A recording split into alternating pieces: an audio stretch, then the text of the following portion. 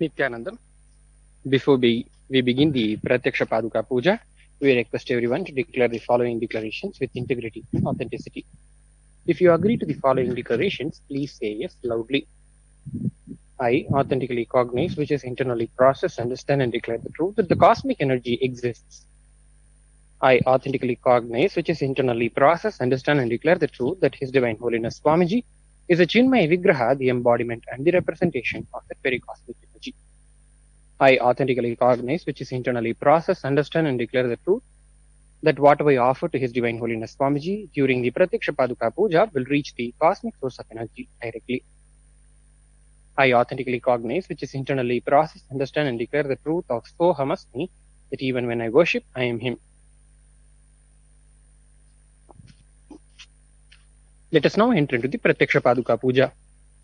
Please take some flowers in your hands and keep your hands in the Namaskara Mudra in front of your heart as we enter into the Guru Vandanam.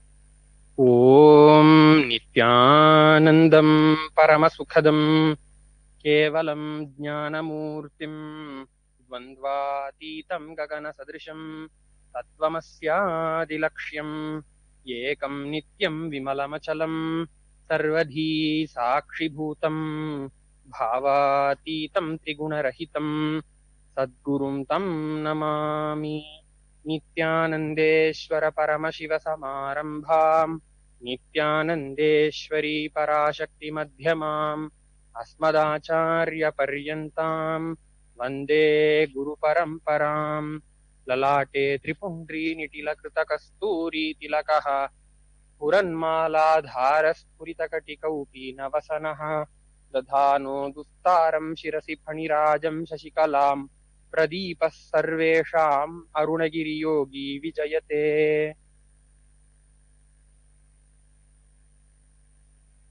Offer the flowers at the feet of His Divine Holiness Swamiji. The next is Achamanam. Now for each of the following mantras, please pour one Uddharani of water onto your right palm and drink the water along with the chanting of the mantra internally. Om Atmatattvam Shodhayami Svadha. Om Vidyatattvam Shodhayami Svadha.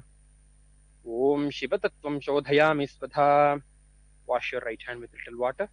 Now with the base of your right hand thumb, wipe your upper and lower lips from the right hand side to the left hand side twice. Om Ham Hridayaya Namaha. Wash your right hand with little water. Now with the tips of your right hand, index finger, middle finger and ring fingers joined together, touch little above your upper lip, then below your lower lips. With the tips of your right hand, index finger and thumb joined together, touch your right nostril, left nostril. With the tips of your right hand, ring finger and thumb joined together, touch your right eye, right ear, left ear. Wash your right hand with little water. Now with the base of your right hand, little finger and thumb joined together, touch your navel, your right chest, left chest. And with all the fingers of your right hand joined together, touch the crown of your head, your right shoulder, left shoulder, your heart center. Now, please take some flowers in your hands and allow the fists of both your hands to be clenched into your palms, and with the knuckles of the middle fingers of both your hands, tap the sides of your head along with the chanting of the mantra. Shuklam Baradharam Vishtum Shashivarnam Chaturbhujam Prasannavadanam Dhyayet Sarva Vignopashantaye.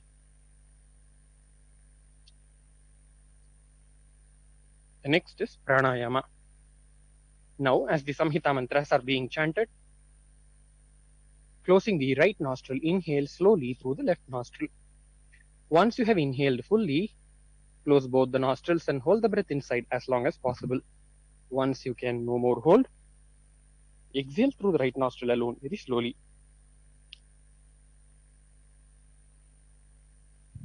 Om Hum Ishanamurdhaya Namaha, Om Him Tatpurushavakraya Namaha, Om Hum Aghorahridayaya Namaha, Om Him Mamadevukhyaya Namaha, Om Hum Sadyojatamurteye Namaha, Om Ham Hridayaya Namaha, Om Him Shirasaya Namaha, Om Hum Shikhaya Namaha, Om Him Kavachaya Namaha, Om Hum Netrebhyo Namaha, Om Hastraya Namaha, Om Hum Ishanamurdhaya Namaha, Om Him Tatpurushavakraya Namaha, Om Hum Aghorahridayaya Namaha, Om Him Mamadevukhyaya Namaha, Om Hum Sadyojatamurteye Namaha, Om Ham Hridayaya Namaha, Om Him Shirasaya Namaha, Om Hum Shikhaya Namaha, Om Him Kavachaya Namaha, Om Hum Netrebhyo Namaha, Om Hastraya Namaha, Om Hum Ishanamurdhaya Namaha, Om Him Tatpurushavakraya Namaha, Om Hum Aghorahridayaya Namaha, Om Him Vamadevukhyaya Namaha, Om Hum Sadyojatamurteye Namaha, Om Hum Hridayaya Namaha, Om Him Shirasaya Namaha, Om Hum Shikhaya Namaha, Om Him Kavachaya Namaha, Om Hum Netrebhyo Namaha, Om Hastraya Namaha. Now touch your right ear with your right hand once. Now Please keep the flowers in your left palm and close it with your right hand and keep both your hands on the right thigh, sitting with your head, neck, spine in a straight line. Create the conscious will to enter into this experience of Pratyaksha Paduka Puja as we enter into the Sankalpa.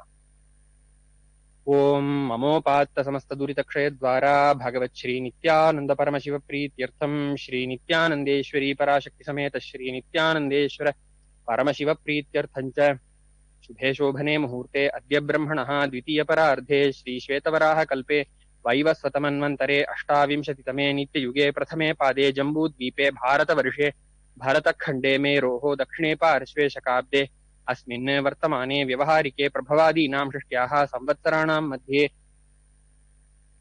विकारिनाम संवत्सरे उत्तरायणे लक्ष्मी वेंकटेश्वर ऋतौ मेषमासे कृष्णपक्षे शुक्लपक्षे प्रथमायां शुभदितौ गुरुवासरयुक्तायाम् अपभरणी नक्षत्र प्रीतियोग किंस्तुघ्नकर्ण एवं गुणविशेषण विशिष्टायाम् अस्यां शुभतिथौ श्री कैलासोन्नत द्वादशांत श्यामला पीठारूढ़ श्री मीनाक्षी सुंदरेश्वराभिन्न स्वरूप परशिवपुत्र रत्नकुमार गुरुमण्य तुल्यावतार श्री पार्वती स्तन्यपान लब्ध दिव्य ज्ञान विश्रुत सकल निगमागम सारभूत द्राविड वेद प्रवक्तृ श्रीमत् परमशिव करुणा समधिगत मुक्तामय चतुरश्रयान गीयमान छत्र चामर श्रीचिन्ह काहलादि समस्त बिरदावल्यलंकृत ज्ञान विज्ञान चक्रवर्ती सर्वजन संघ सद्यो निर्वाण दीक्षा व्ययापवर्ग वर्ष विश्राण जीमूत परमत कलभ केसरी शैव सिद्धांत स्थापनाचार्य श्री राजाधिराज पांड्य महाराज गुरु क्षपण शाक्यादि महांधकार निवारण ज्ञान भानु वीक्षणानर्हार्ह ध्वजोच्छेदन पूर्वक श्रीमद वृषभध्वज स्थापक शैव समय कर्तृ सर्वज्ञ पीठारूढ़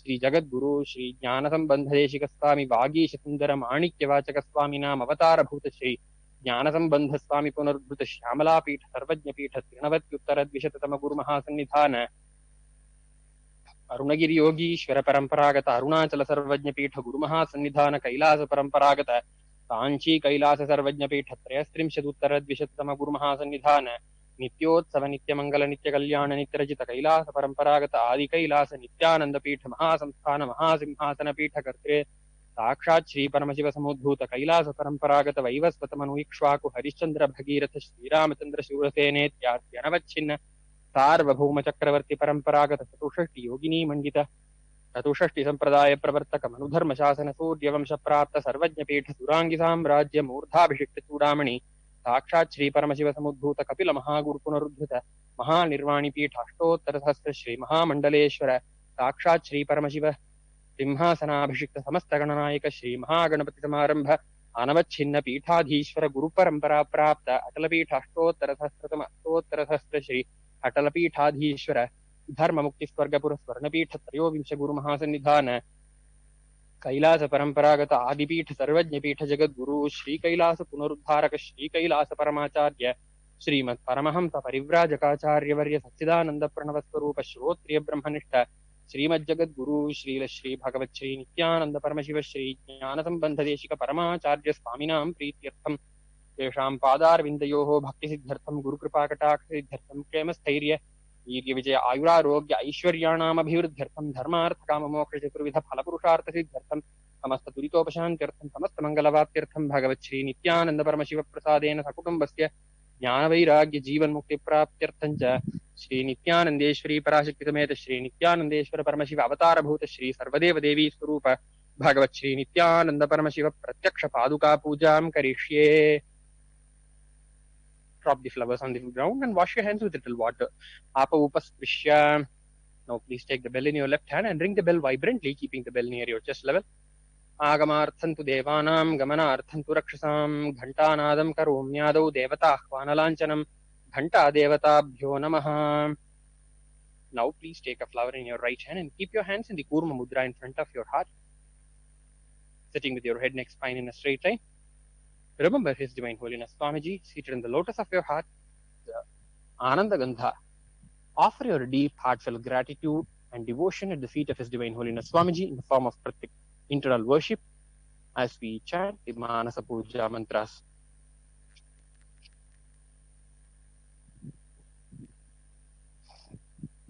Om Hritpadmamasanam Dadyat सहस्रारच्युतामृतैः पाद्यं चरणयोर्दद्यात् मनस्तु अर्घ्यं निवेदयेत् तेन अमृतेन आचमनीयं स्नानीयं तेन च स्मृतम् आकाशतत्त्वं वस्त्रं स्यात् गन्धः स्यात् गन्धतत्त्वकम् चित्तं प्रकल्पयेत् पुष्पं धूपं प्राणान् प्रकल्पयेत् तेजस्तत्त्वं च दीपार्थं नैवेद्यं स्यात् सुधां बुधिः अनाहतध्वनिर्घण्टा वायुतत्त्वं च चामरम् सहस्रारं भवेच्छत्रम् शब्दतत्त्वं च गीतकम् नृत्यमिन्द्रियकर्माणि चाञ्चल्यं मनसस्तथा सुमेखलां पद्ममालां पुष्पं नानाविधं तथा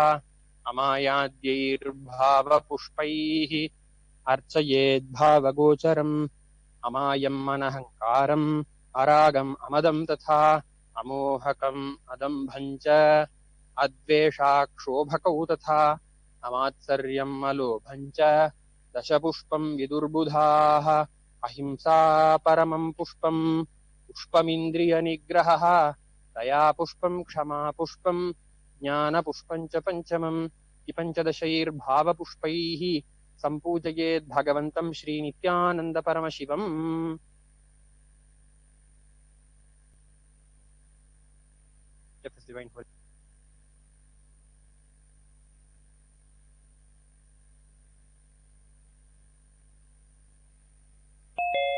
महातन्त्रमन्त्रविद्धि सदाशिवः अस्मै शिवाय गुरवे वीतरागकलाय वै अमेयत्वादनन्तोऽयम् अजत्वाच्च प्रकीर्तितः यस्य दर्शनमिच्छन्ति देवाः स्वाभीष्टसिद्धये तस्मै ते परमेशानः स्वागतं स्वागतं प्रभो अद्य मे सफलं जन्म जीवनं सफलाः क्रियाः स्वागतं यत्त्वया तन्मे तपसां फलमागतम्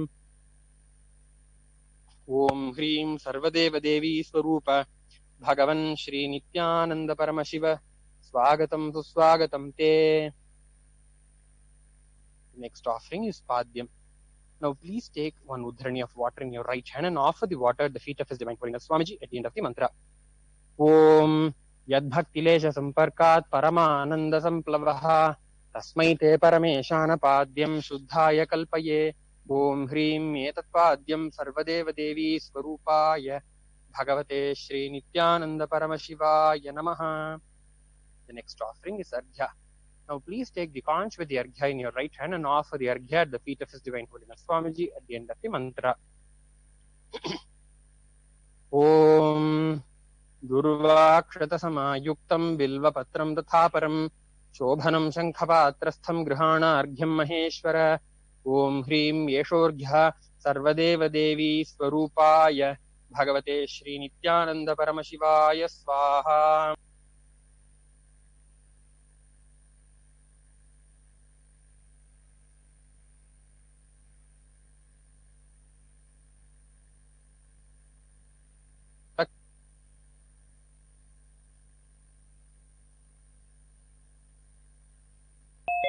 Bhagavate Shri Nityananda Paramashivaya Swadha.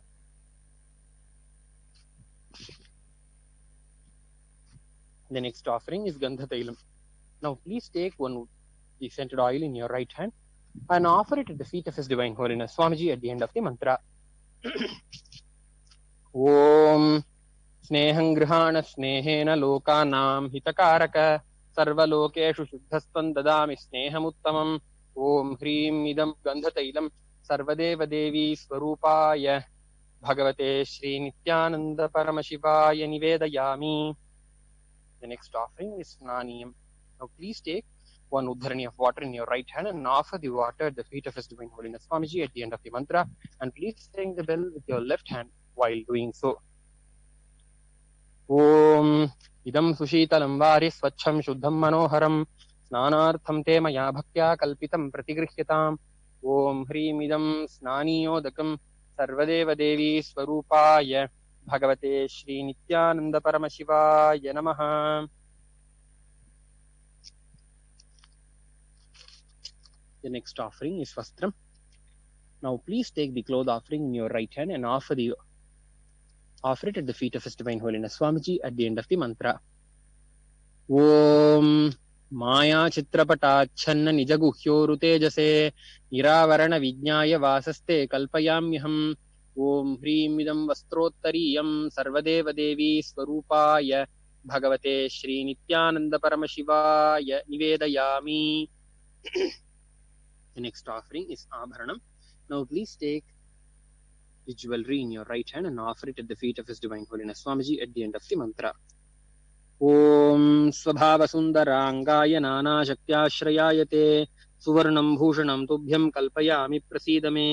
ॐ ह्रीं इदं सुवर्णाभरणं सर्वदेव देवी स्वरूपाय भगवते श्रीनित्यानन्द परमशिवाय निवेदयामि. The next offering is Gandha. Now please take the sandalwood paste in your right hand ring finger and offer it at the feet of His Divine Holiness Swamiji at the end of the mantra. ॐ शरीरं तेन जानामि चेष्टां नैव च मया निवेदितान् गन्धान् प्रतिगृह्य विलिप्यताम्. ॐ ह्रीं एष गन्धः सर्वदेव देवी स्वरूपाय भगवते श्रीनित्यानन्द परमशिवाय नमः. The next offering is Pushpam. Now please take some flowers smeared with sandalwood paste in your right hand and offer them at the feet of His Divine Holiness Swamiji at the end of the mantra. ॐ तुरीयवनसम्पन्नं नानागुणमनोहरम् आनन्दसौरभं पुष्पं गृह्यताम् इदमुत्तमम्. ॐ ह्रीं एतानि सचन्दनपुष्पाणि सर्वदेव देवी स्वरूपाय भगवते श्रीनित्यानन्दपरमशिवाय वौषट्. The next offering is Bilvapatram. Now please take the bilva leaves smeared with sandalwood paste in your right hand and offer them at the feet of His Divine Holiness Swamiji at the end of the mantra. ॐ अमृतोद्भवं श्रीवृक्षं शङ्करस्य सदा प्रियं बिल्वपत्रं प्रयच्छामि पवित्रं ते सुरेश्वर. ॐ ह्रीं एतानि सचन्दनबिल्वपत्राणि सर्वदेव देवी स्वरूपाय भगवते Shri Nityananda परमशिवाय वौषट्. The next offering is Tulasi Patram. Now please take the tulsi leaf smeared with sandalwood paste in your right hand and offer it at the feet of His Divine Holiness Swamiji at the end of the mantra. Om Namaste Bahurupaya Varadamurtaye Paramatmane Swaha. Om Hrim Idam Sachandana Tulasi Patram Sarvadeva Devi Swarupaya Bhagavate Shri Nityananda Paramashivaya Namaha. The next offering is Dhupa. Now please take the lit incense sticks in your right hand and slowly wave towards His Divine Holiness Swamiji in a clockwise manner along with the chanting of the mantra, and please ring the bell with your left hand while doing so. Om Vanaspatiraso Divyo Gandhadhyassu Manoharaha Agreyas Sarvadevanam Dhupoyam Pratigrihyatam. Om Hrim Yesha Dhupaha Sarvadeva Devi Swarupaya Bhagavate Shri Nityananda Paramashivaya Namaha. The next offering is Deepa. Now please take the lit lamp in your right hand and offer it at the feet of His Divine Holiness Swamiji at the end of the mantra, and please ring the bell with your left hand while doing so. Om Suprakasho Mahadipah Sarvatastimiراपहः Sabāhyābhyantarajyotirdeepoyam Pratigrihyatam. Om Hrim Yeshadīpah Sarvadeva Devi Swarupaya Bhagavate Shri Nityananda Paramashivaya Namaha. The next offering is Naivedyam. Now please take the food offering in your right hand and offer it and slowly offer it at the feet of His Divine Holiness Swamiji at the end of the mantra. Om Naivedyam Vividham Deva Sharkaradi Vinirmitam Maya Niveditam Bhaktya Grihana Parameshwara. Om Hrim Idam Sopakarana Naivedyam Sarvadeva Devi Swarupaya Bhagavate Shri Nityananda Paramashivaya Nivedayami. The next offering is Paniyam. Now please take one Uddharani of water in your right hand and offer it at the feet of His Divine Holiness Swamiji at the end of the mantra.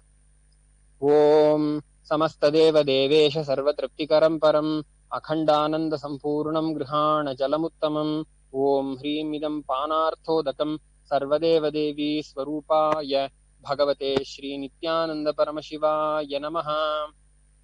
The next offering is Punarachamani. Now please take one Uddharani of water in your right hand and offer the water at the feet of His Divine Holiness Swamiji at the end of the mantra. Om Uchishtamapya Shuchirva Yasya Smaranamatrataha Shuddhimapnoti Tasmaite Punarachamaniyakam. Om Hrim Idam Punarachamaniyodakam सर्वदेवदेवी स्वरूपाय भगवते श्रीनित्या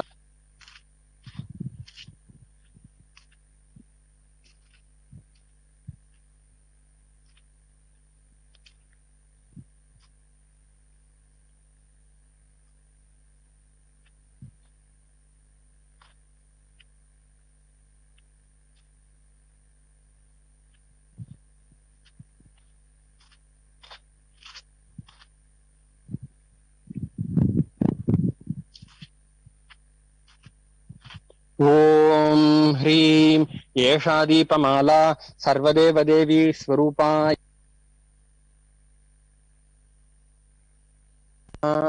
ओम राजाधिराजाय प्रसह्य साहिने नमो वयं वै श्रवणाय कुर्महे समे कामान् कामकामाय मह्यं कामेश्वरो वै श्रवणो ददातु वीराय वै श्रवणाय महाराजाय नमः कर्पूरगौरं करुणावतारं गजेन्द्रहारं सदा वसन्तं हृदयारविन्दे भवं भवानी सहितं नमामि भवं भवानी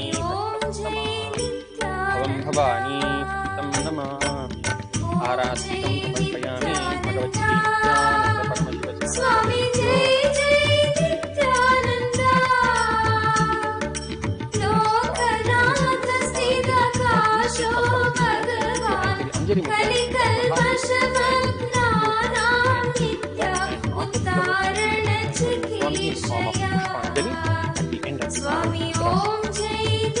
गुरुर्ब्रह्मा गुरुर्विष्णुः गुरुर्देवो महेश्वरः गुरुसाक्षात् परं ब्रह्म तस्मै श्री गुरवे नमः अखण्डमण्डलाकारं व्याप्तं येन चराचरं तत्पदं दर्शितं येन तस्मै श्री गुरवे नमः अज्ञानतिमिरान्धस्य ज्ञानाञ्जनशलाकया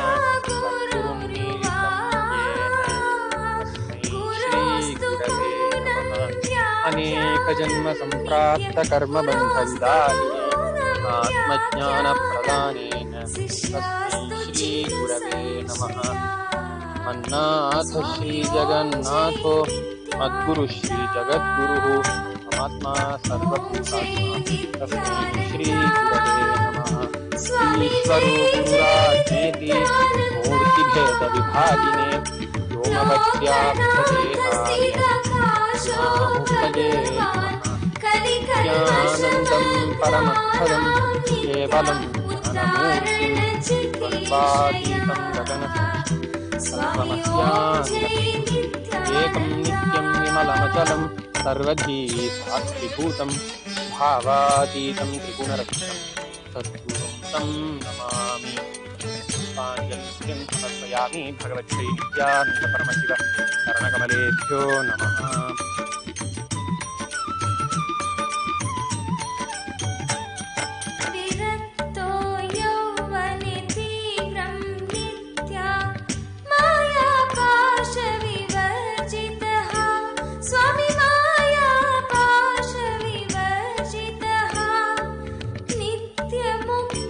स्वभावोऽपि नित्या नित्यमुक्तस्वभावोऽपि नित्यालोका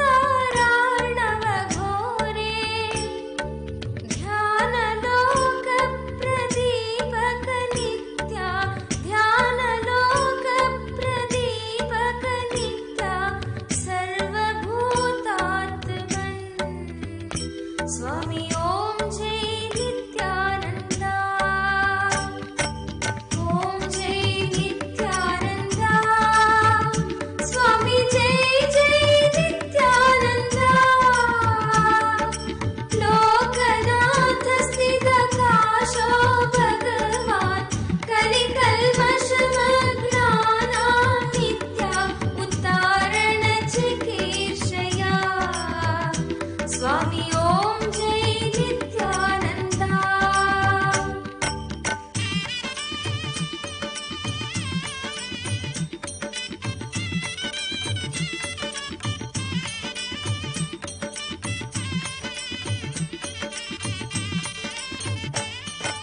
ध्यानेस्तथा शुद्धज्ञानस्य मार्गो प्रदर्शितौ द्वौ नित्या, प्रदर्शितौ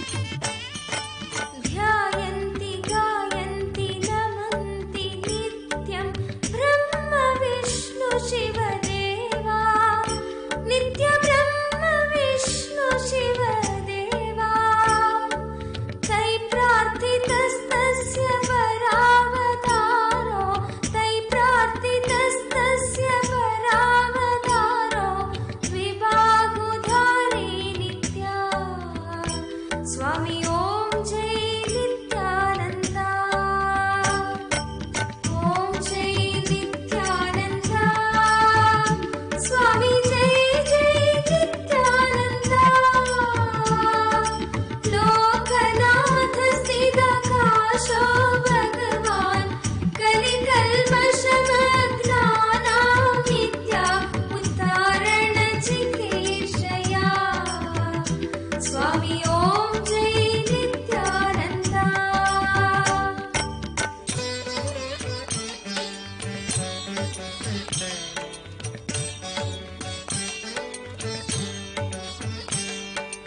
वन्दे जगद्बीजमखण्डमेकं सुरैर्सेवितपादपीठं नित्यसेवितपादपीठम् वन्दे भवेशं भवरोगवैद्यं वन्दे भवेशं भवरोगवैद्यं तमेव वन्दे नित्यम् स्वामी ओम जय नित्यानंदा ओम जय नित्यानंदा स्वामी जय जय नित्यानंदा लोकनाथ स्थितकाशो भगवान कलिकल्मषमग्नानां नित्या उद्धारण चिकीर्षया स्वामी ओम जय नित्यानंदा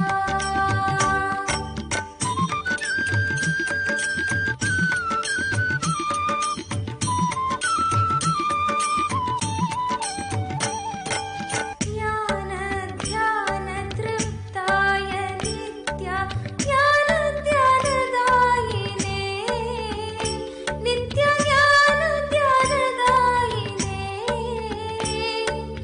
आत्मसंस्थाय सत्ताय नित्या आत्मसंस्थाय सत्ताय नित्या शरणगुणशालिने स्वामी ओम जय नित्यानंदा ओम जय नित्यानंदा स्वामी जय जय नित्यानंदा लोकनाथ स्थितकाशो भगवान कलिकल्मषमग्नानां नित्या उद्धारण चिकीर्षया स्वामी ओम जय नित्यानंदा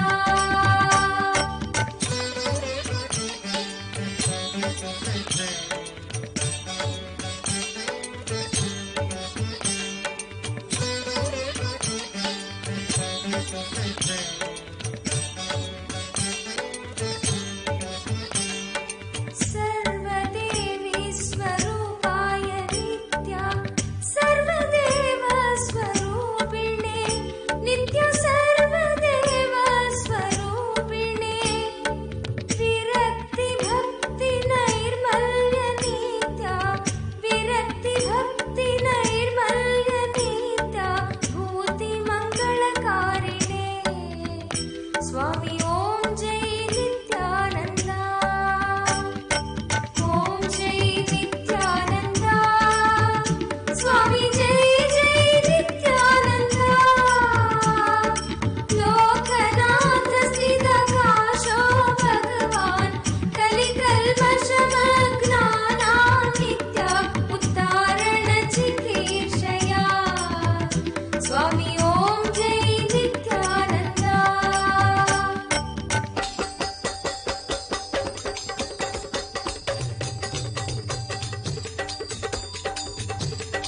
ओम जय नित्यानंदा स्वामी जय जय नित्यानंदा लोकनाथ स्थितकाशो भगवान कलिकल्मषम आनंद स्वामी की जय।